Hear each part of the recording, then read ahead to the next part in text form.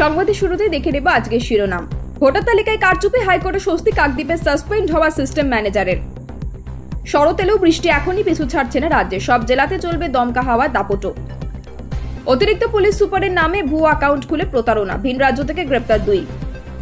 8 বছর পর নিজস্ব প্রশাসনিক ভবন পশ্চিম বর্ধমানে, বাংলা ভাষা না থাকায় কটাক্ষ বিজেপির। বর্ধমানের সভায় প্ল্যাকার্ড হাতে হাজির টেট উত্তীর্ণরা, ক্ষোভ প্রকাশ মুখ্যমন্ত্রীর। প্রধানমন্ত্রী আসার পরে ইডি অভিযান, জীবন কৃষ্ণের গ্রেপ্তারি নিয়ে কিসের ইঙ্গিত কুণালের। বিস্তারিত খবরে যাওয়ার আগে ভিডিওটিতে একটি লাইক দিন এবং পরবর্তী আপডেট পাওয়ার জন্য চ্যানেলটিকে সাবস্ক্রাইব করে রাখুন। এখন বিস্তারিত খবর। ভোটার তালিকায় নাম তোলা ও বাদ দেওয়ার ক্ষেত্রে চাঞ্চল্যকর কারচুপির অভিযোগে সাসপেন্ড হওয়া কাকদ্বীপ মহকুমার অ্যাসিস্ট্যান্ট সিস্টেম ম্যানেজার অরুণ গড়াইকে সাময়িক স্বস্তি দিল কলকাতা হাইকোর্ট। আগামী 12 সেপ্টেম্বর পর্যন্ত তার বিরুদ্ধে কোনো কঠোর পদক্ষেপ নিতে পারবে না পুলিশ, তবে আদালতের নির্দেশে তদন্তে পূর্ণ সহযোগিতা করতে হবে অরুণবাবুকে। অভিযোগ নির্বাচন কমিশনের নির্দিষ্ট এআরও লগইন আইডি অবৈধভাবে ব্যবহার করে ভুয়ো ভোটারদের নাম তালিকায় তোলা এবং বৈধ নাম বাদ দেওয়ার পিছনে যুক্ত ছিলেন ওই অফিসার। অভিযোগের ভিত্তিতে তাকে সাসপেন্ড করা হয়, দায়ের করা হয় এফআইআরও। এরপরই কলকাতা হাইকোর্টের দ্বারস্থ হন অরুণ। তার পাল্টা অভিযোগ, এই গোটা ঘটনায় বৃহত্তর একটি চক্র জড়িত, যা রাজ্য জুড়ে ভুয়ো ভোটারদের অন্তর্ভুক্তির কাজ করছে। তার আর্জি ছিল নির্বাচন কমিশনের তত্ত্বাবধানে সিবিআই তদন্ত হোক। মঙ্গলবার বিচারপতি অমৃতা সিনহার এজলাসে মামলা শুনানি হয়। অরুণবাবুর আইনজীবী দাবি করেন, হাইকোর্টে মামলা দায়ের করার পরই তার বিরুদ্ধে জামিন অযোগ্য ধারাও যুক্ত করে দেওয়া হয়েছে, যা উদ্দেশ্য প্রণোদিত। এই মামলায় কমিশনের দৃষ্টিভঙ্গি জানতে আদালত ইতিমধ্যে তাদের হলফনামা আকারে রিপোর্ট জমা দিতে বলেছে। এখন দেখার ভোটার তালিকা কারচুপি মামলায় তদন্ত কতদূর এগোয় এবং নতুন করে আর কি তথ্য সামনে আসে। উত্তর পশ্চিম বঙ্গোপসাগরে একটি নিম্নচাপ তৈরি হয়েছে, যা ক্রমশ মধ্য বঙ্গোপসাগরের দিকে সরে যাচ্ছে। এর ফলে ওড়িশাতে নিম্নচাপের প্রভাব সবথেকে বেশি অনুভূত হবে। আবহাওয়া দপ্তর জানিয়েছে, নিম্নচাপের কারণে বৃহস্পতিবার পর্যন্ত মৎস্যজীবীদের উত্তর বঙ্গোপসাগরে নিষেধ করে দেওয়া হয়েছে। আজ দক্ষিণবঙ্গে ভারী বৃষ্টির সম্ভাবনা নেই, কখনো আকাশ পরিষ্কার থাকবে, আবার কখনো আংশিক মেঘলা থাকবে। কলকাতা, হাওড়া, উত্তর ও দক্ষিণ 24 পরগনা এবং পূর্ব ও পশ্চিম মেদিনীপুর জেলার কিছু কিছু এলাকায় বিক্ষিপ্তভাবে হালকা থেকে মাঝারি বৃষ্টি ও বজ্রপাত হতে পারে। সেই সঙ্গে 30 থেকে 40 কিলোমিটার গতিবেগে দমকা ঝোড়ো বাতাসও বইতে পারে। বুধবার বজ্রবিদ্যুৎ সহ বৃষ্টির সম্ভাবনা রয়েছে। বৃহস্পতিবার থেকে দক্ষিণবঙ্গের সব জেলাতে বজ্রবিদ্যুৎ সহ বৃষ্টির পাশাপাশি 30 থেকে 40 কিলোমিটার গতিবেগে দমকা বাতাস বইতে পারে।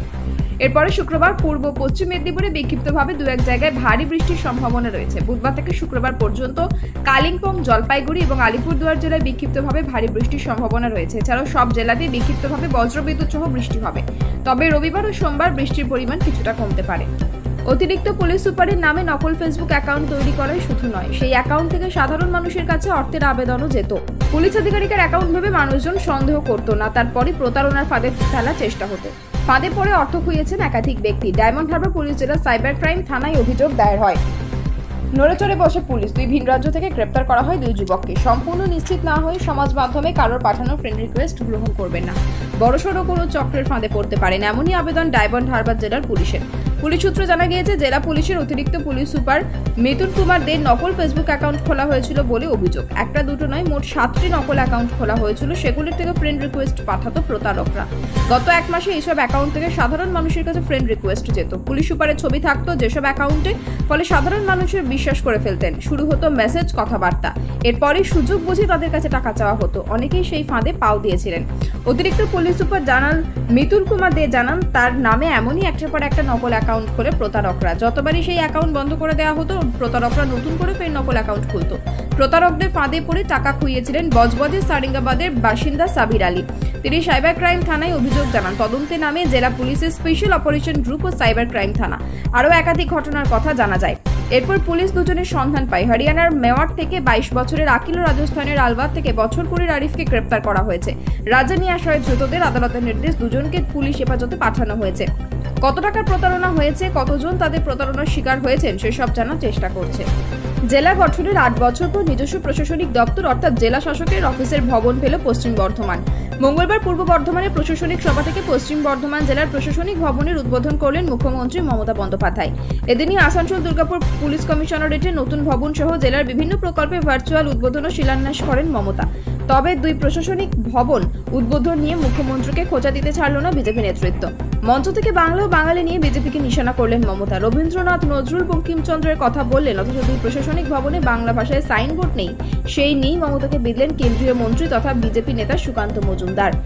উদ্বোধনকালে মুখ্যমন্ত্রী বাংলা ভাষা ও বাংলা জয়গান করতে গিয়ে রবীন্দ্রনাথ, নজরুল, বঙ্কিমচন্দ্র প্রসঙ্গ তুলে অনেক কবিতা বলেন, কিন্তু তার উদ্বোধন করা পশ্চিম বর্ধমানে জেলার মুখ্য প্রশাসনিক ভবনের বোর্ডেই বাংলা স্থান পায়নি, ইংরেজিতে বোর্ড লেখা হয়েছে। এমনকি নবনির্মিত আসানসোল দুর্গাপুর পুলিশ কমিশনারেটের দফতরেও বোর্ডে বাংলা নেই, সেটিও ইংরেজিতে লেখা।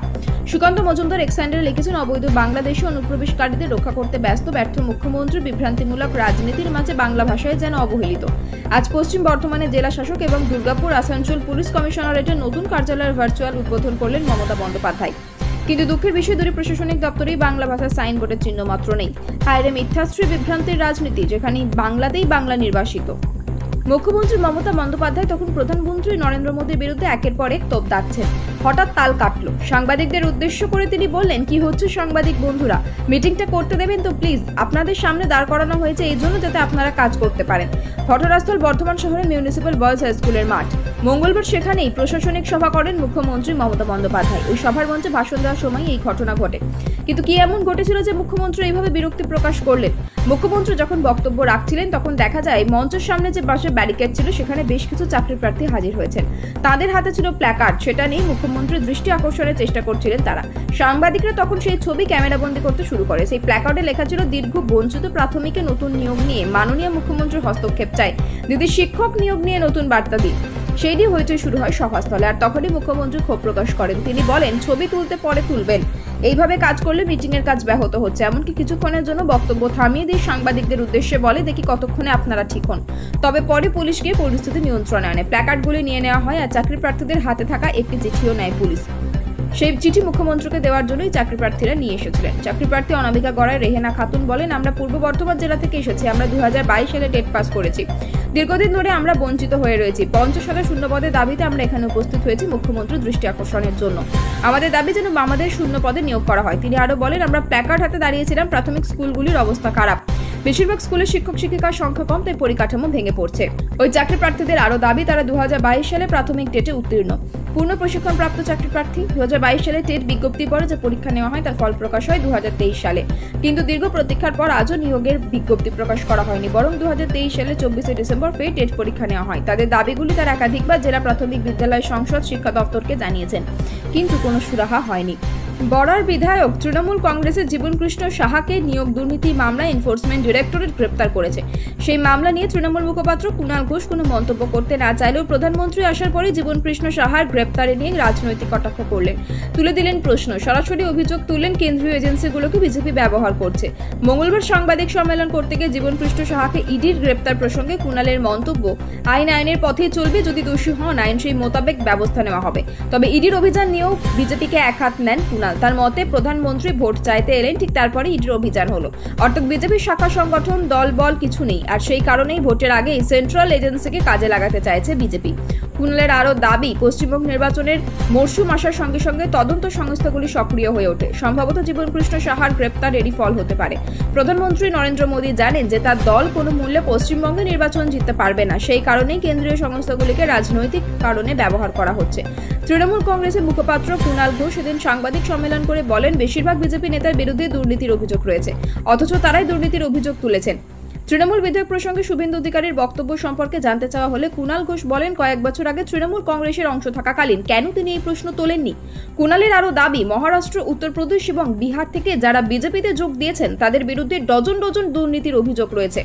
কুণালের মতে অন্যান্য দলে থাকাকালীন ওই নেতারাই বিজেপির কাছে দুর্নীতিগ্রস্ত ছিল, কিন্তু যেই বিজেপিতে যোগদান করলো অমনি তাদের সব দুর্নীতির অভিযোগ থেকে তারা মুক্তি পেয়ে গেলেন। এ ভারী অদ্ভুত। উল্লেখনীয় দুর্নীতিতে অভিযুক্ত মুর্শিদাবাদের বড়ার বিধায়ক তৃণমূল কংগ্রেসের জীবনকৃষ্ণ সাহা। এর আগে তাকে সিবিআই গ্রেপ্তার করেছিল। তার জেরে বেশ কয়েক মাস তাকে জেলে থাকতে হয়, পরে তিনি জামিন পান। সোমবার সকালে তার বাড়িতে হানা দেয় ইডি। জিজ্ঞাসাবাদ করে পরে তাকে গ্রেপ্তার করা হয়।